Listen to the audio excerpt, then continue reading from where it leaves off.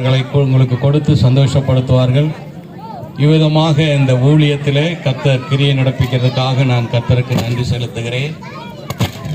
உங்களுடைய புரோகிராம் எல்லாம் நான் பார்த்தேன்.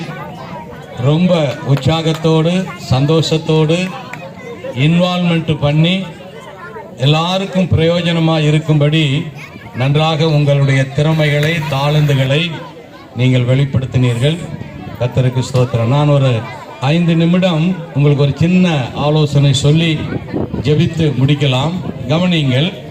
ஏசாயா தீர்க்க தரிசன புஸ்தகம் 8ஆம் அதிகாரம் 18வது வசனத்தை ஒருத்தர் வாசிக்க வேண்டும் என்று கேட்கிறேன். கவனிங்கள் பிள்ளையெல்லாம் கவனிங்கள். ஏசாயா 8:10.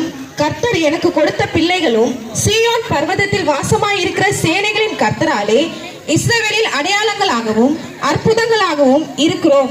கவனிங்கள் கவனிங்கள்.